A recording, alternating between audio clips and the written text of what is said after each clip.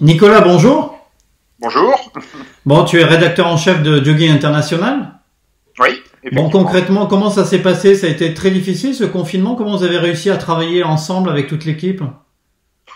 On a fait tout en télétravail, hein. Dès que le confinement a été annoncé, on s'est tous mis chez nous. Donc j'ai un maquettiste qui est dans les Yvelines, j'ai un de mes journalistes qui est parti chez ses parents du côté d'Angers, et moi, je suis chez moi en Touraine. Donc on a tout fait à distance. On a fait pour l'instant deux numéros. Là, on est en train d'en boucler un autre. Donc voilà, ça s'est globalement bien passé, bien mieux que ce que je pensais. Honnêtement, quand le confinement a été annoncé, je pensais qu'on se verrait pas pendant 15 jours, 3 semaines. Bon, il se trouve que voilà, nous, de toute façon, minima jusqu'au 2 juin, on retourne pas au boulot, enfin au bureau en tout cas. Et vous aviez tous les outils pour travailler de façon collaborative. Ça s'est fait assez simplement ou il a fallu acheter des logiciels, des solutions?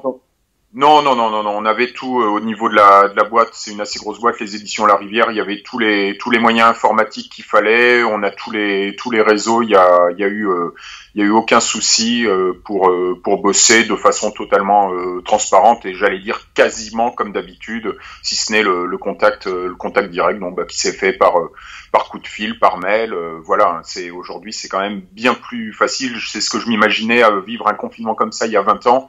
Ça aurait été pour les journaux et pour beaucoup de monde bien plus compliqué. Aujourd'hui, c'est quand même bien plus faisable. Alors tu as dit que vous aviez déjà bouclé deux numéros. C'était des numéros avec du contenu, c'est-à-dire où il y avait encore des courses, j'imagine. Alors, on a le premier numéro qu'on a sorti dans le confinement, en effet, parlait de certaines courses qui ont eu lieu juste avant le confinement. On a Simon, notre nouveau journaliste, qui était parti à la Transgran Canaria, par exemple. On a un compte rendu du Ventoux qui a eu lieu quasiment, ça a été la dernière grosse course qui s'est faite avant le confinement. Donc voilà. Et le numéro suivant, après, on fait sans course, hein, parce que là, par la force des choses, on peut pas les inventer. Si j'avais aussi fait un compte rendu du semi-marathon de Paris, ou plutôt du off du Oui. semi-marathon de Paris, puisque ça a été le premier gros signal. Mm. J'étais au salon du SMI quand l'annulation a été annulée. Je me suis dit, ça commence à pas sentir bon.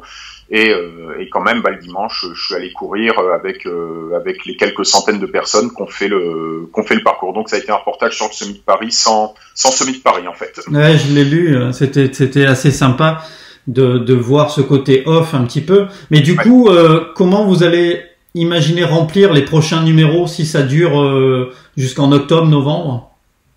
Faut savoir que dans le jogging, la partie purement course représente peu ou prou, on va dire 15-20 pages. 15-20 pages de rédactionnel, ça se trouve facilement.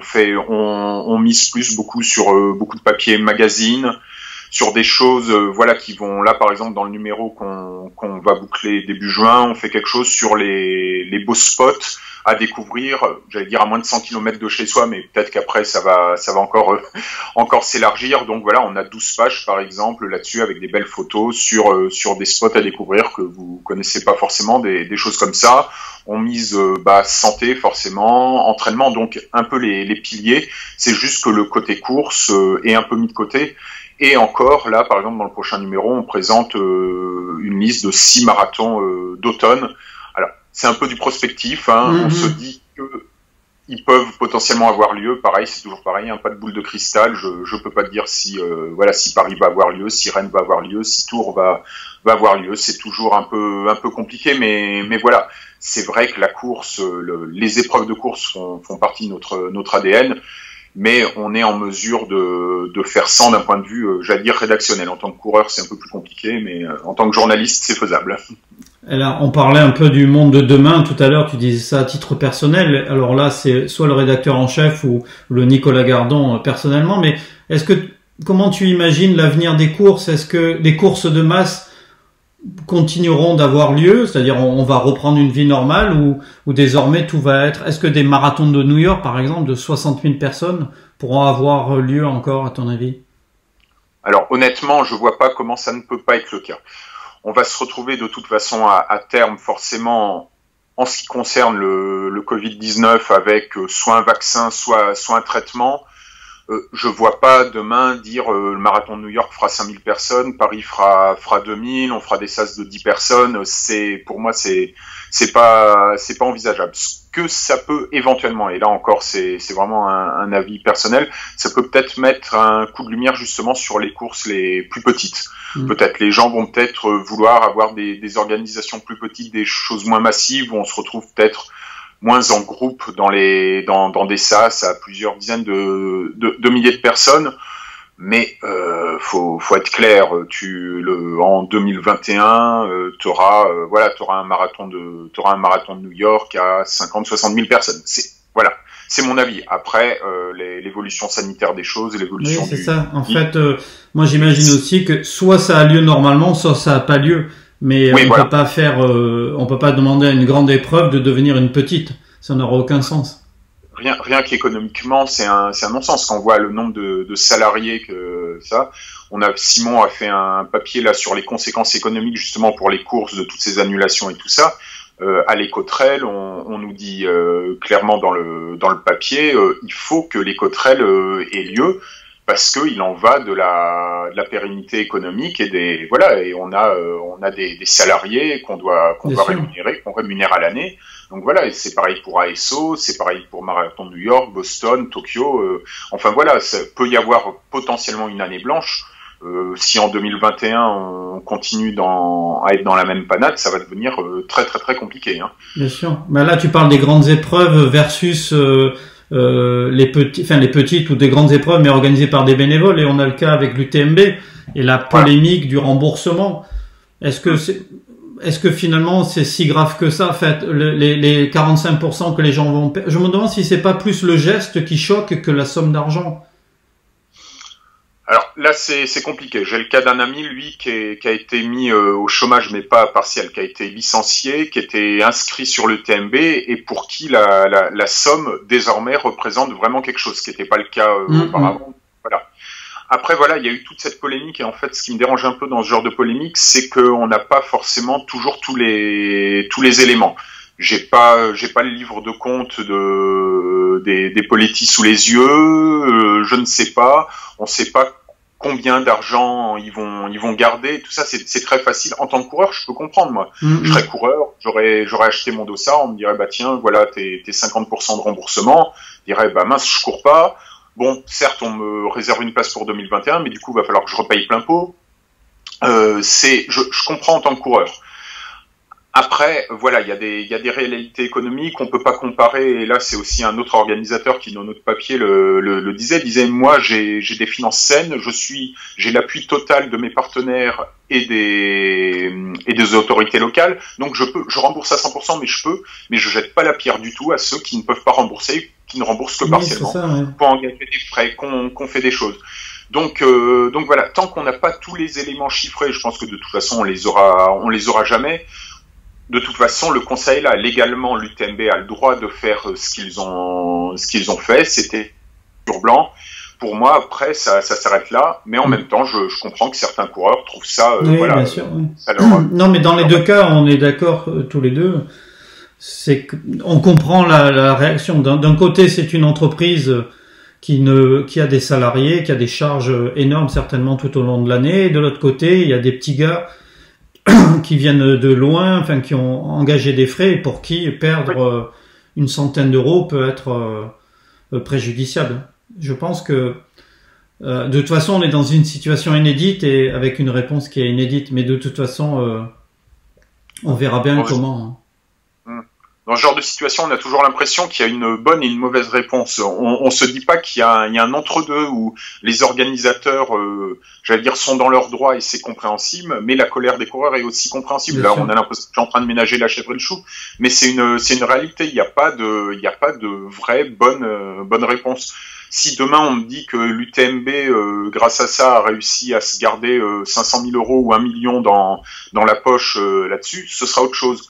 Mais il y a aucun élément qui permet aujourd'hui de le lire. Donc c'est très facile, derrière son écran, même quand t'es pas inscrit, j'ai vu des gens qui bande de voleurs et tout ça. Bah c'est sûr, c'est l'UTMB qui a toujours créé un peu de polémique ces dernières années avec la création de l'ITRA, avec des choses comme ça. Donc j'allais dire c'est une cible relativement facile.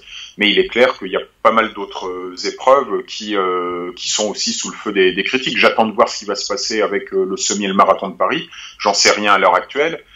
Si par malheur le semi ou le marathon ou les deux étaient annulés, j'attends de voir ce que ASO va faire et les réactions. On verra si par exemple le semi est annulé et qu'il ne rembourse rien du tout, ça va être pareil, voire 10 000 fois pire. Donc voilà. Mais c'est vrai que l'UTMB, les courses organisées par ASO, ce sont des courses que l'on aime détester. C'est-à-dire qu'il y a beaucoup de gens qui s'inscrivent, mais beaucoup de gens qui les critiquent en permanence. Donc voilà. Ils seront sous les feux de la rampe, ça on n'en doute pas. On va juste revenir à la presse et aux magazines. Est-ce que tu penses que on savait que la presse n'allait pas forcément très bien. Je parle pas de jogging, mais de l'ensemble. Est-ce que tu penses que là il peut y avoir des morts économiques? Il y a des magazines qui peuvent mettre la clé sous la porte, des petits magazines ou ceux qui étaient un peu limite? Je pense que clairement oui. Après voilà, c'est comme pour l'UTMB. Je suis pas dans les cahiers de compte et tout ça, mais il est évident que le fait d'avoir 2, 3, 4 quelques mois avec des recettes publicitaires en baisse, avec des ventes kiosques qui forcément sont moins bonnes, les structures les plus fragiles, ça va être à mon avis pour certaines d'entre elles compliqué. Là, je parle pas uniquement pour la course à pied. Je connais forcément bien le monde de la presse et j'ai un certain nombre d'amis journalistes qui bossent dans des titres où je vais pas citer de nom, mais il y a certains titres, je sais que le mois prochain c'est terminé. Des titres qui pourtant appartiennent à des grosses boîtes, qui ont les reins solides, mais des titres qui là économiquement deviennent des boulets avec des chiffres d'affaires catastrophiques sur voilà, quand tu as un magazine où tu es habitué à avoir 40 pages de pub pendant le mois et que là tu tombes à 10, à 5, voire à 3 pour un des magazines dont j'ai connaissance, forcément au bout d'un moment il y a une réalité qui fait que, alors c'est une réalité pour la presse, ça va être une réalité. Mais ma question en fait, si tu veux, ça sous-entendait aussi que en France, je pense qu'on doit être le pays où il y a le plus de magazines running. Oui. Si on prend la course à pied sur route, le trail et le triathlon, je pense pas qu'il y ait un autre pays où on doit arriver, tu dois le savoir mieux que moi, mais quasiment à 15 titres. Oui, je te confirme, je fais les comptes régulièrement. Alors ça a un peu baissé ces derniers temps. C'est vrai qu'il y a eu une période, il y a maintenant 4-5 ans, moi je suis arrivé à jogging en 2013, c'était déjà assez peuplé, et entre 2014, 2015, 2016, on se retrouvait avec énormément de titres. Bon, Nicolas, est-ce que tu es confiant pour l'avenir de la course à pied et de la presse et de jogging international en particulier? Alors, l'avenir de la course à pied en tant que tel, oui, parce que c'est ce que je disais, paradoxalement, ça a été le sport, forcément, quand tu fermes les terrains de foot, quand tu fermes les terrains de tennis, quand tu peux plus aller faire ton rugby ou dans mon cas par exemple ton squash, qu'est-ce que tu fais? Tu te mets à courir. Donc peut-être que sur les gens qui se sont mis à courir parce qu'ils pouvaient pas faire autre chose, il y en a qui vont accrocher et qui vont continuer. Sur le jogging, oui, je suis confiant. On est dans une situation où on demeure leader du secteur. Donc c'est toujours ce que je dis. On m'a demandé récemment, j'ai pas mal de copains qui m'ont dit tu t'inquiètes pas et tout ça. Clairement, si aujourd'hui le jogging se casse la figure, t'as tout. Ça veut dire que tout le secteur, en fait, voilà.